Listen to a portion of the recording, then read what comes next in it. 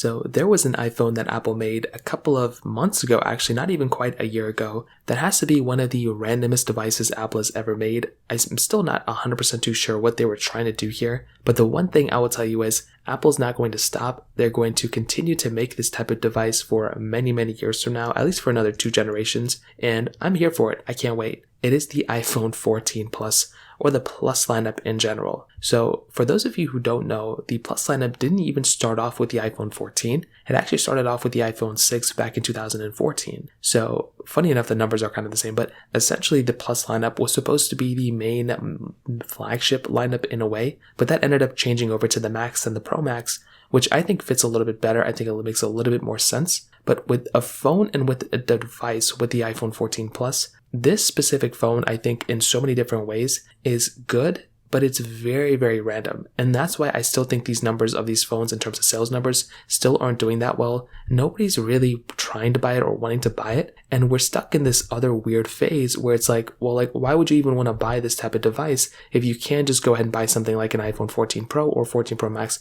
for a little bit more money? Now, another thing that's kind of throwing me off with this type of device is that when you, again, have a phone like an iPhone 14 Pro Max that's available now in the used market for about the same price as an iPhone 14 Plus, again, why would you even want to buy something like an iPhone 14, Plus at that point? You can just go and buy an iPhone 14 Pro Max, or better yet, an iPhone 13 Pro Max, the last generation device. That one makes a little bit more sense to even buying something like an iPhone 14 Plus in that specific situation. Now, another thing, this is the craziest thing. I think from the rumors that we've seen, the Plus lineup in general is probably going to be removed probably in the next 2 generations. So we're going to get the 14 Plus, the 15 Plus. We may end up getting a 16 Plus that is still like very, very much 50-50 if that's even going to be happening. But if that doesn't end up happening, again, we're going to be stuck in this other weird limbo phase where it's like, well, then why even buy something like an iPhone 14 Plus at that moment?